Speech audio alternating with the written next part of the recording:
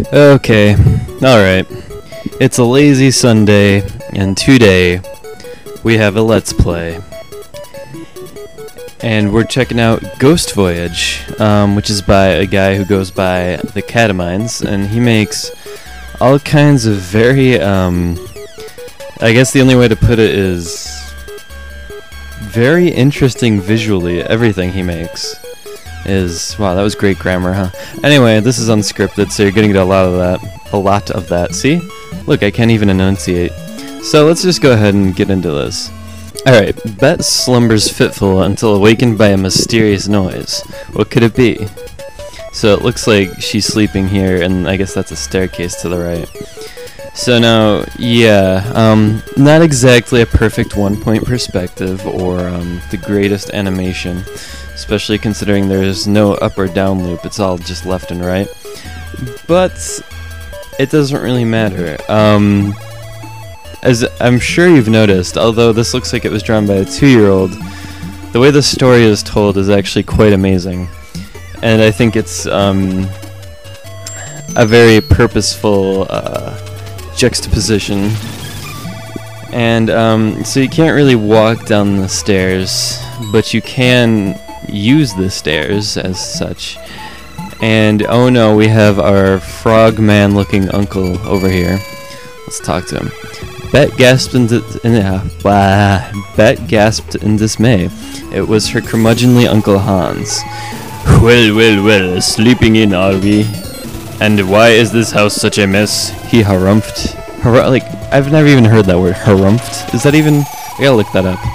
Anyway, Uncle Hans had given money to Bet's father, and she knew he would not hesitate.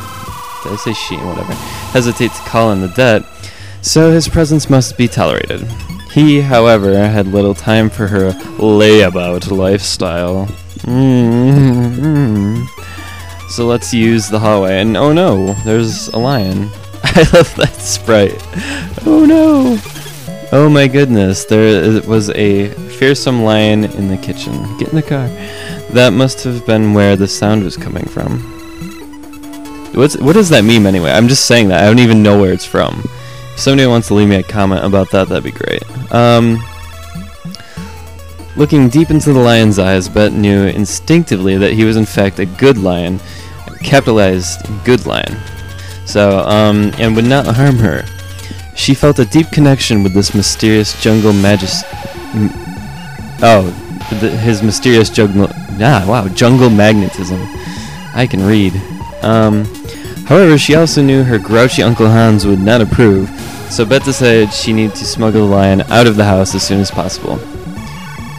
Which is a very easy task indeed. So it just wanders around and walks on the walls. Just kind of breaks the laws of physics. While we take a look at the breakfast plate, and it says it was fully laid out. Lion was trained, as lions in their natural habitat are, to... the lion... This meant the... Wow. Oh, I apologize. Let's just move on. Let's not even read that. Okay, yum, the refrigerator was stocked full with delicious sorbets and pastries, but Bet decided that they would have to wait until she got rid of the lion. Now, I do remember, I think it's on the table. Let me see. No.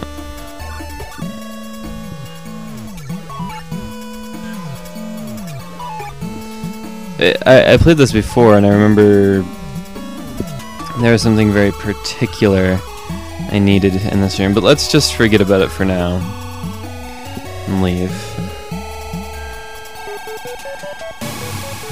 Let's go outside, and we'll cross the street. We don't even need to cross the street, you can just right click. And we have this very scary looking safari man poacher duck. He says, "Hello, I am Guncort, mighty hunter," said the strange man, "and you must be my neighbor." Bet introduced herself and began to explain her lion problem. "Say no more," interrupted Guncort. "I am an expert lion hunter and know everything there is to know about lions. I shall easily solve your lion problem." Well, that's excellent. "However," he continued, "you must first sign this lion hunting affidavit, which allows me to conduct my trade in your home." Bet did not like Guncort, but not wanting to get down into a legal conundrum, she signed the papers. Never sign that. You gotta... Splendid, Guncort ejaculated. Let us be off. And so they went. Oh, and now he's going to follow me, I guess. So we're going to cross the street. And I just want to see him come out of the house because I love his goofy walk cycle. You can even see his limbs on the road. Anyway, go into my house. Walk backwards into the hall. And so here's my line. Ah, cried Guncort, I see the problem, but do not worry, because I will get rid of this lion immediately. And he gets out a gun. Wait, said Bet, do not kill the lion. Well, what did you think he was gonna do? Seriously, Bet? It's hard to like the protagonist when she's such an idiot, but anyway. Madam, I am a hunter. It is my imperative to kill all lions. And I am French all of the sudden. Seeing the eyes of the friendly yet mischievous lion, Bet begged Guncort to simply capture and release it. Very well, I cannot turn down a lady, he said mysteriously. But how do you suggest we capture it to eat? Bet had no answer.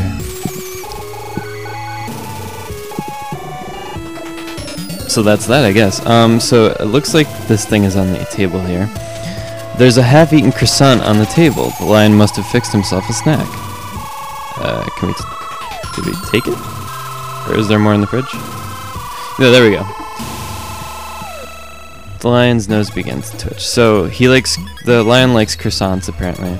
So I think we can either give it to him. Let's see, is he scuffed on the croissant? Right, okay, so now it's gonna follow us anywhere because it expects more croissants from us. So if we just leave, we go over to the neighbor's house again. I think we can go in here, and yes, there's a cage, which you can look. And I love this line. There are many troubling implications to finding a cage in a man's closet, but sometimes there's an opportunity, and Bet was, and to Bet this was one of those times. Unfortunately, the cage was rusted to the floor and could not be lifted, of course. Spot would say we need to find the cage unrusting device. Okay, there is a large bag of cat food lying on the floor with a logo of a happy cat. Bet takes it. So now we can put it inside the cage, I think. So Bet smeared cat food around the cage. It sat there.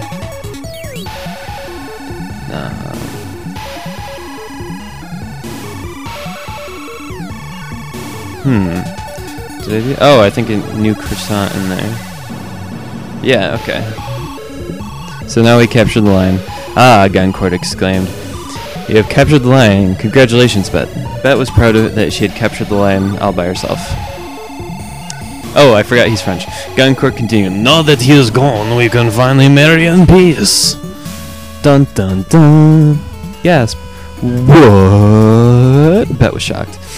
Yes, because of those papers you signed. Oh, yes, because of those papers you signed. Oh. Exclaimed. Explicated? Yeah, sure, why not? The law forbids me to. Oh, God. The law forbids me from hunting lions in the home of a woman who is not my wife. So you signed a marriage agreement. Oh. Bet was appalled because she found Guncort most disagreeable. However, the law was the law, and she was prepared to accept her fate until... Wait! Cried a mysterious voice. Pow! With a mighty roar, the lion broke free of his cage, for he was secretly a magic lion who wandered the earth giving wishes to those who are pure of heart, such as Bet. The lion turned to Bet. You fed me and saved me from the hunter. Say the word and you can fly far from here into the place of your fondest desire. Without a moment's hesitation, Bet accepted. I still love that one too. No! Shouted Guncort. Oh my god, I can't keep track of when I'm supposed to be French. As his new fiancée sailed off into the sky with the lions on the lion's back. Come back, but they did not hear him. And so Guncort vowed never to rest until he found Bet.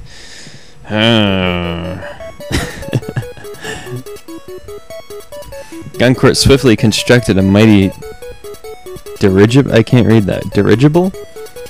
guessing that's something like a blimp, given the picture here. And began to search the land. So I think now we're playing as Guncort. Now to find Bet and give that savage and get that savage beat? And that savage beat.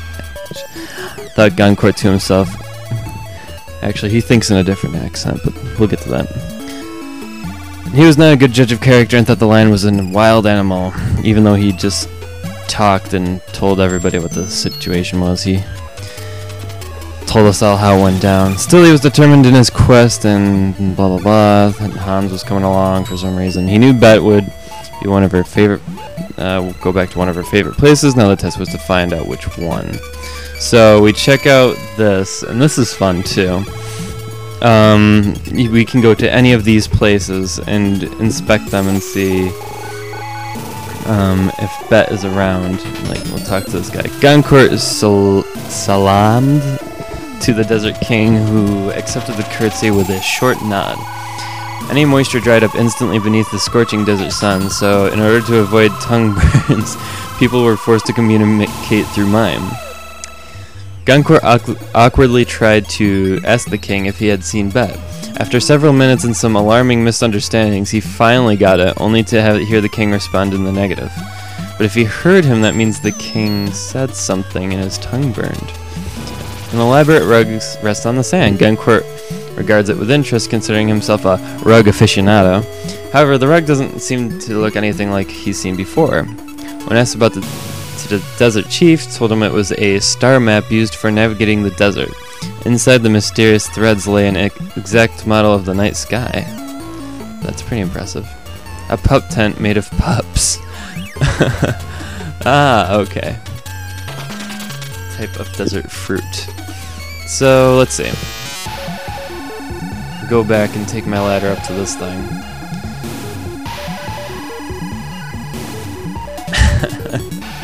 Little skeleton man. Skeleton man watches you with unwavering ghost eyes. Hesitantly, Guncort asks if he's seen Bet, but the skeleton shakes his head.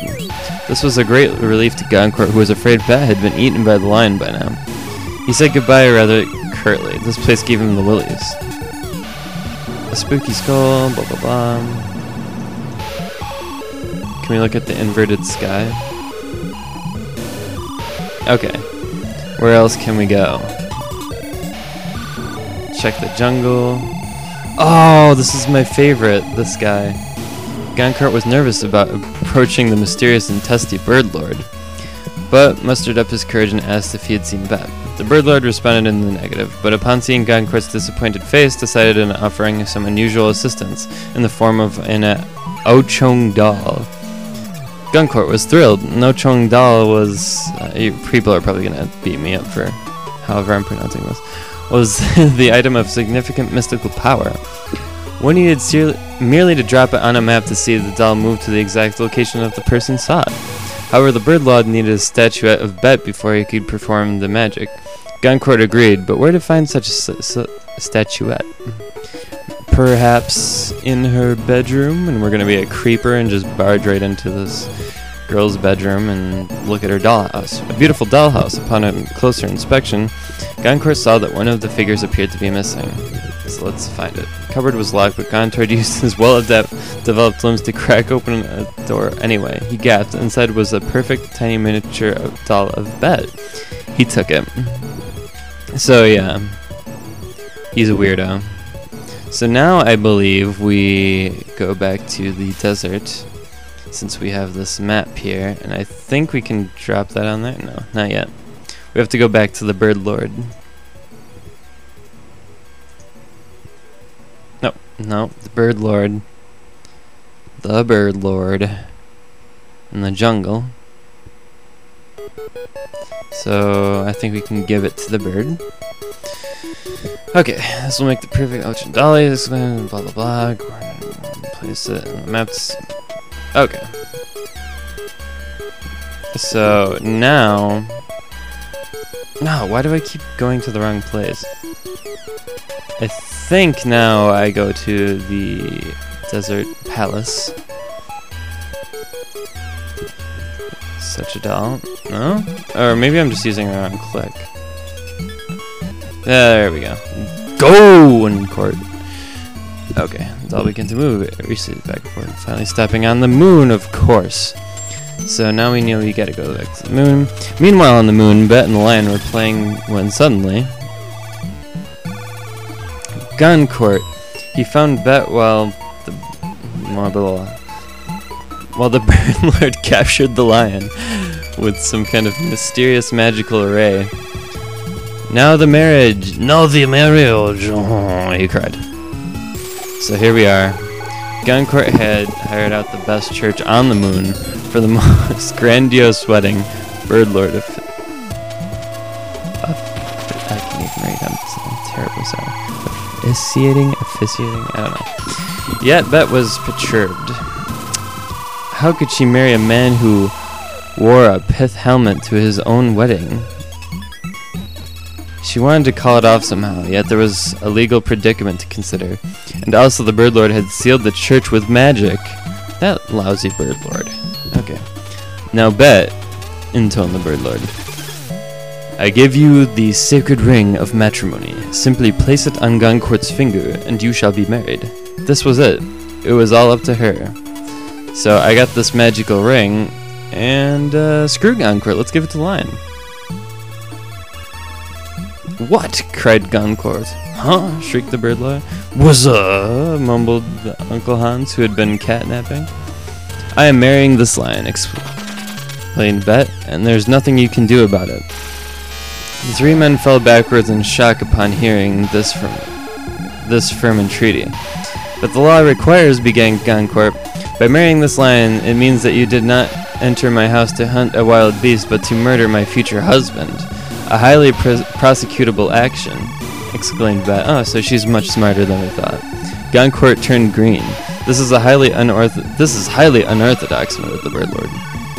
Yet legally correct. I now pronounce you girl and lion. What next, Bet? Asked the Bird Lord. Bet explained that she would would live and that in the jungle. This is difficult. Would live in the jungle with the lion, and that was that. Okay. I like this too. He went from frog to potato with a hat. I don't know. Uncle Hans gave Bet a substantial dowry, canceling the debt her father owed. The father that we've never seen. Guncort learned the error of his ways and became a famous explorer, wielding a machete everywhere he went, apparently. And Bet became a lion, because why not?